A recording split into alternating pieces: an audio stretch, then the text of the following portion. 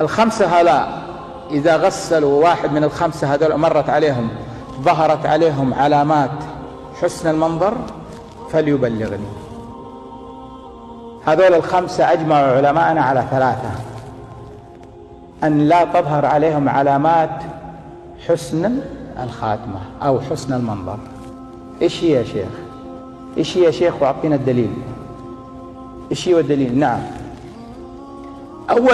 أول علامة المؤخر الصلاة عن وقتها وليس تاركها بالكلية.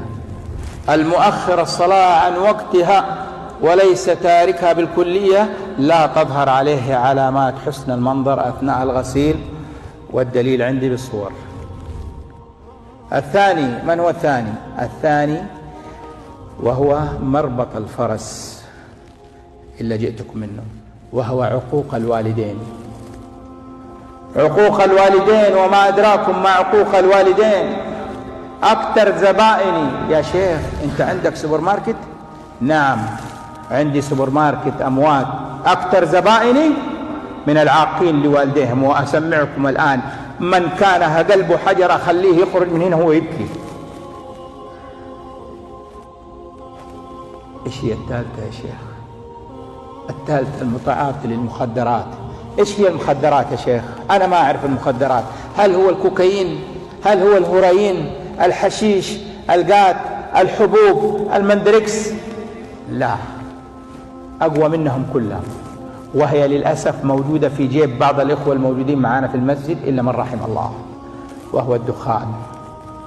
الدخان أقوى نوع في المخدر كله، هو الطريق لكل اللي ذكرت لكم، هو الطريق للحبوب، للحشيش، للمسكر، لجميع. يا شيخ مو لازم، مو شرط أنا قاعد أشرب دخان وما أشرب حشيش أخذ حبوب. أنا أخذ حبوب ما أخذ أفيون.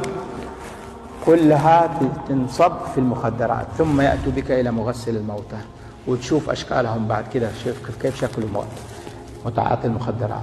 هذه الثلاثة اللي أجمعوا فيها علماءنا. الرابعة والخامسة تجي يعني حالات نادرة. الرابعة وهو مؤذي الجيران، جاره اللي يؤذي جاره لا تظهر عليه. والخامسة اللي هو قاطع الرحم، عمك خاصمك والله أقطعه بالشهور سنة حتى السلام ما أرد عليه. والله أمس واحد يقول لي وأنا خارج من كلمة، يقول لي يا شيخ تكفى، تعال كلم أخويا ابن أمي وأبويا من بطن واحدة.